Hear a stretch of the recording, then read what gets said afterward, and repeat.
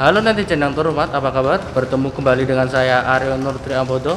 Oke, selamat siang saya ucapkan dari kota Semarang, tepatnya di kantor pusat NIS, Netherlands Indische Spoorweg Maskapai, atau lebih viralnya yaitu Lawang Sewu, Semarang. Kali ini saya ditemani oleh keluarga saya, ada kakak saya, kakak kandung, kakak ipar, dan ponakan saya.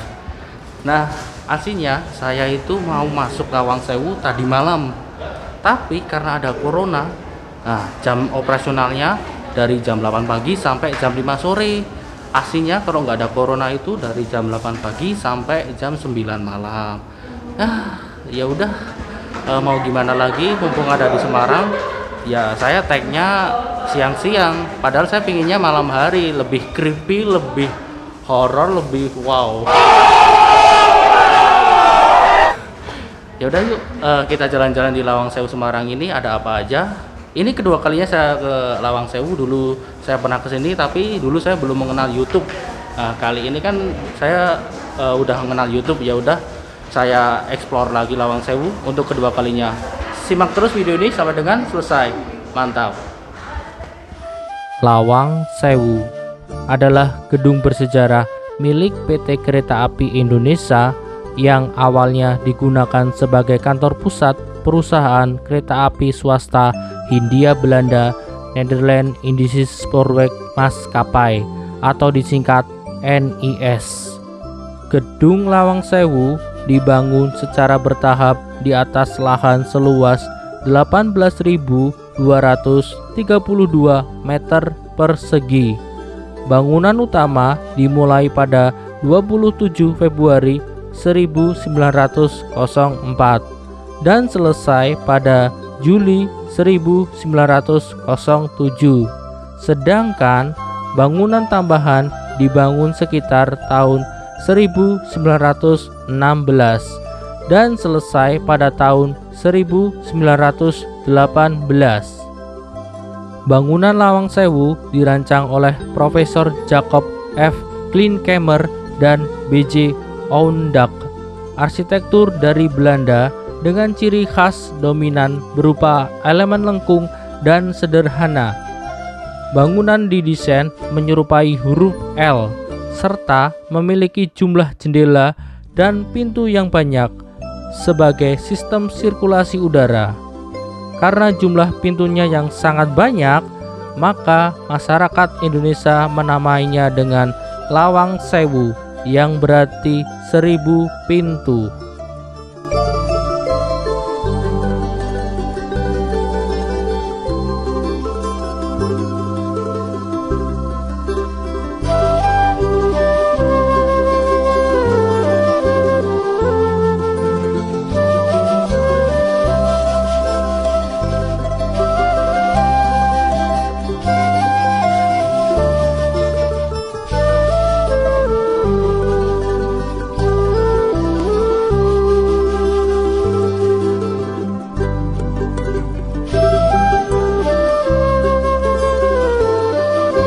Selain desain bangunannya yang unik, Lawang Sewu memiliki ornamen kaca patri pabrikan Johannes Laurens Schouten.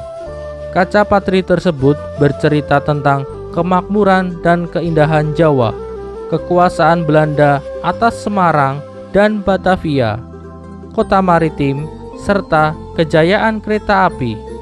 Ragam hias lainnya pada Lawang Sewu antara lain ornamen tembikar pada bidang lengkung di atas balkon, kubah kecil di puncak menara air yang dilapisi tembaga, dan puncak menara dengan hiasan perunggu. Saat ini, gedung Lawang Sewu dimanfaatkan sebagai museum yang menyajikan beragam koleksi dari masa ke masa perkeretaapian di Indonesia. Koleksi yang dipamerkan antara lain koleksi Akmar, mesin Edmondson, mesin hitung, mesin tik, replika lokomotif uap, surat berharga, dan lain-lain.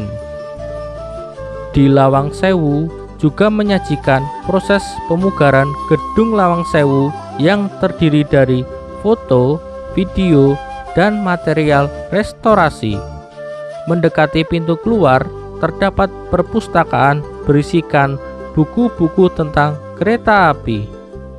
Selain menjadi tempat wisata sejarah, Gedung Lawang Sewu juga dapat disewa untuk kegiatan pameran, ruang pertemuan, pemotretan, syuting, pesta pernikahan, festival, bazar, pentas seni, workshop, dan lain-lain.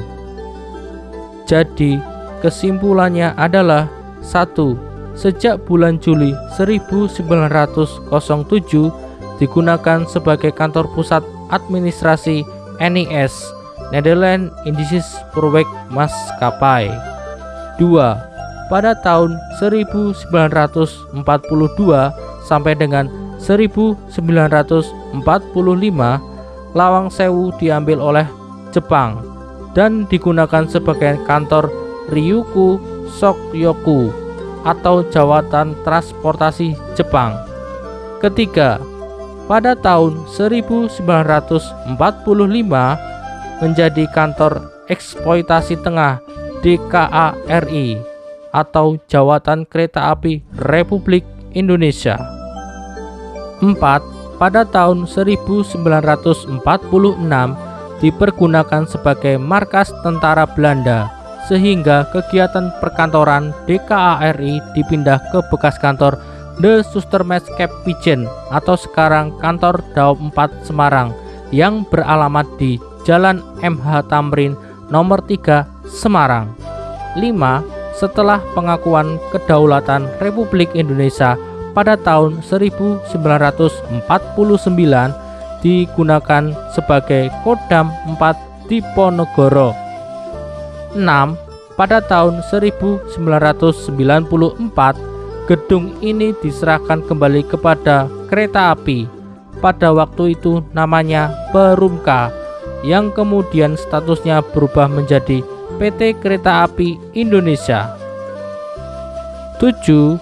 Pada tahun 2009 dilaksanakan restorasi oleh PT Kereta Api Indonesia. 8. Pada 5 Juli 2011 dilakukan peresmian Purna Pugar Cagar Budaya Gedung A Lawang Sewu. Di depan Lawang Sewu terdapat Tugu Muda, yaitu sebuah monumen yang dibuat untuk mengenang jasa-jasa para pahlawan yang telah gugur dalam pertempuran 5 hari di Semarang.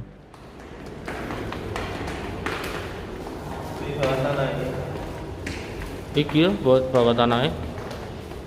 Niki tuh? Iya dikunci. Bawa tanah dan lantai 3 nggak boleh masuk.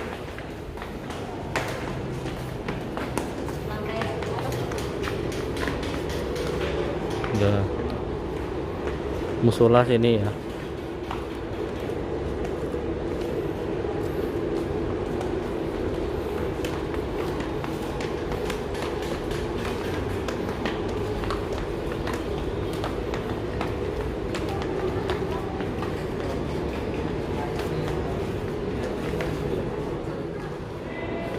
Nah ini ya bawah tanah loh.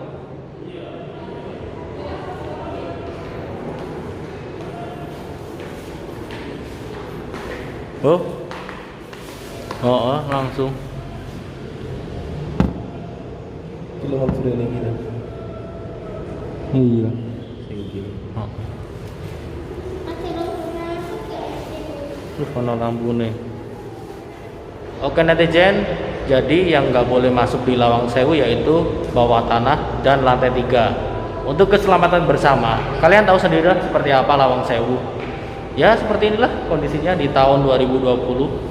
Udah bersih, nggak kayak dulu. Dulu kan sering buat uji nyali itu tahun 2010 ke bawah itu sering buat uji nyali, jadi masih ada seremnya. Tapi setelah 2010 ke atas itu udah dibersihkan semuanya ya. Ini udah seperti ini, udah bersih lah. Yaitu warningnya itu lantai bawah tanah dan lantai 3 untuk keselamatan bersama seperti itu. Yuk lanjut explore. Mau ngomong nggak? Ini ponakan saya ini. Namanya siapa? Namanya Arsifer Nuribowo. Oh, umurnya berapa? 6. 6 apa? Bulan apa tahun? 6 tahun. Yuk, ekspor yuk.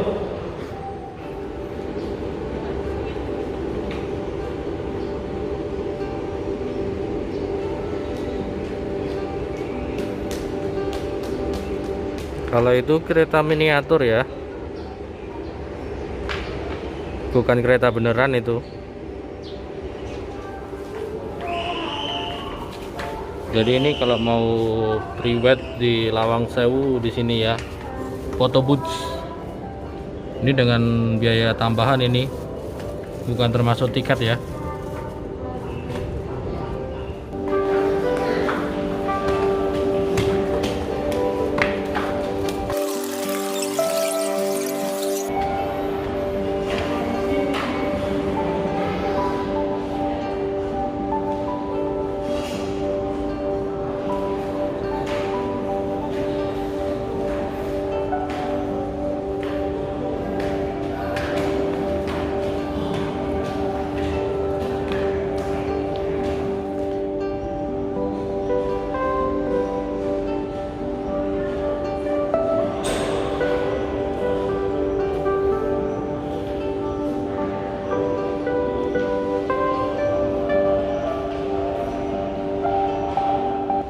Jadi di depan kalian itu yang nggak boleh masuk, mohon untuk tidak melewati batas ini. Dari sini sana.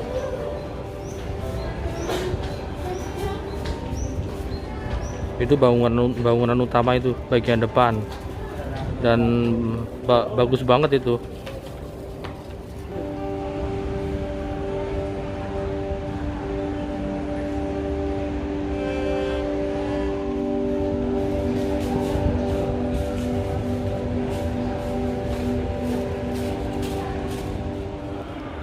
Oke netizen, jadi mohon maaf kalau berisik video ini ya, karena ini rame banget di Lawang Sewu ini. Ini walaupun new normal, tapi antusias masyarakat untuk mengunjungi Lawang Sewu itu banyak banget. Oh.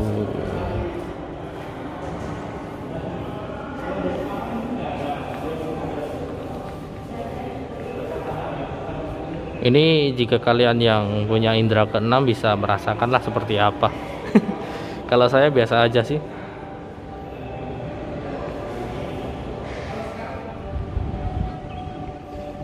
Jadi Lawang Sewu ini berada di tengah kota, tepatnya di dekat Tugu Muda. Dan kanan kiri Lawang Sewu itu banyak gedung bertingkat, mall, hotel.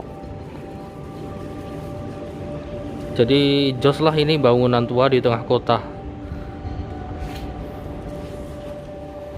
Jadi di sini ada miniatur kereta api. Ini serinya. Ini C15, P20, ini sekelas tram. Ini tram di Karawang, ini TD.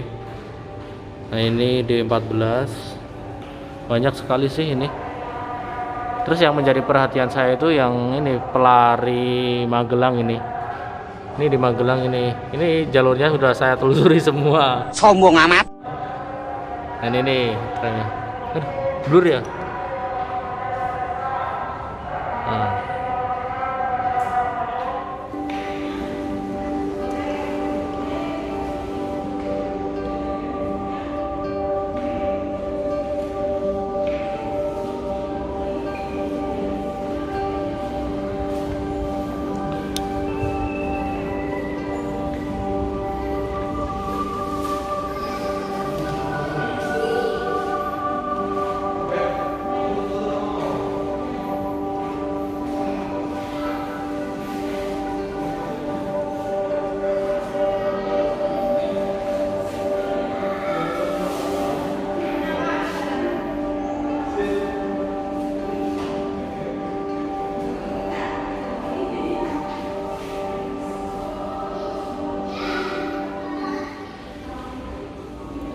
Ini ada monumen lokomotif tram TD, itu biasanya Karawang ini.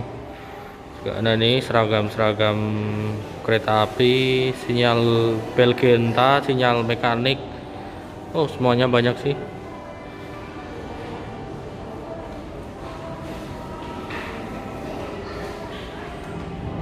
Oke netizen, ini merupakan ikon dari Lawang Sewu dengan bangunan ciri khas Eropa. Dan ini mentok sampai di sini aja. Untuk ke atas itu nggak bisa. Ini kan gimana ya? Untuk keselamatan juga sih.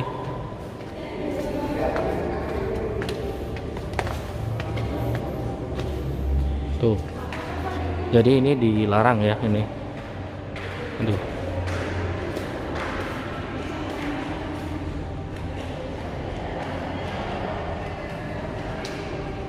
Jadi kalau masuk ke sini harus izin karena ini merupakan bangunan utama yang tadi saya ceritakan. Itu ada kubahnya itu, dan di dalam sana itu ada sebuah besi yang kena rudal. Jadi besinya itu bolong seperti itu.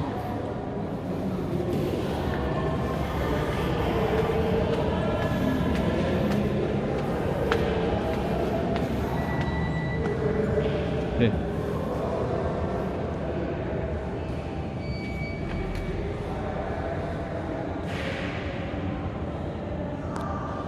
Oke. Saya sudah disambut, pintunya tadi goyang sendiri. Oke. Come back.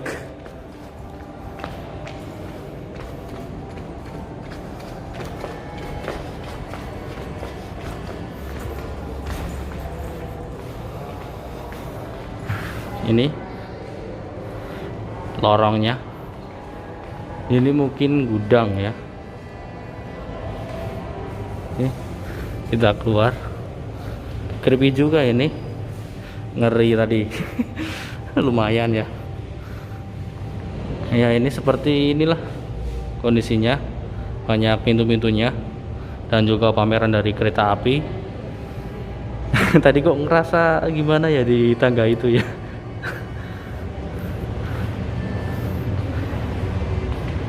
Nah ini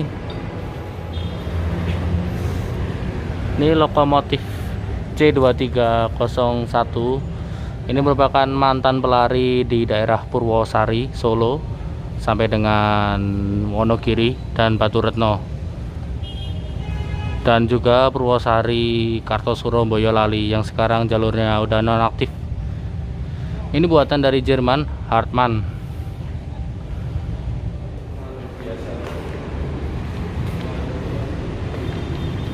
Oh, ini semacam loket ya ini ya. Dan di depan Lawang Sewu itu ada Tugu Buddha. Itu merupakan tugu peringatan pertempuran 5 hari di Semarang.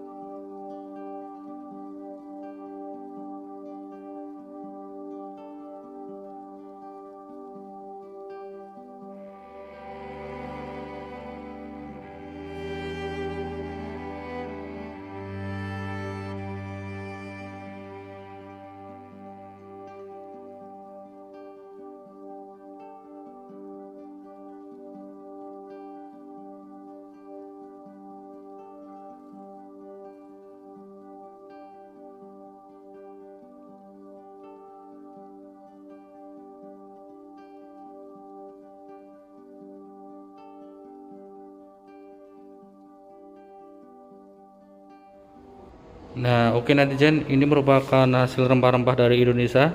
Jadi dulu Belanda mengincar ini, rempah-rempah seperti ini. Ada waterbase, politur, thorium, aseton, ektil, aseton, gasolin, coating. Nah, tuh banyak sekali lah. Kalian bisa lihat sendiri ya. Jadi dulu Belanda mengekspor Indonesia, mengambil semuanya ini.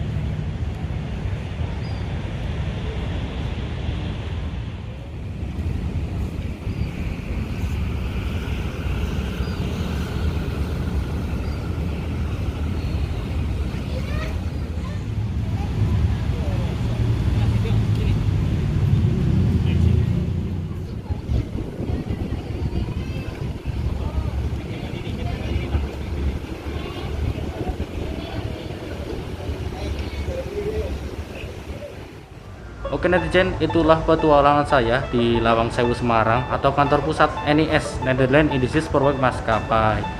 Mohon maaf sekali kalau kurang maksimal karena di sini ramai banget ya, apalagi ini era pandemi corona, jadi apa-apa terbatas. Ya seperti itu, kurang lebihnya saya mohon maaf. Aryo Nur Triambodo di sini. Jangan bersedih hari ini, mari kita menghibur diri. Bye.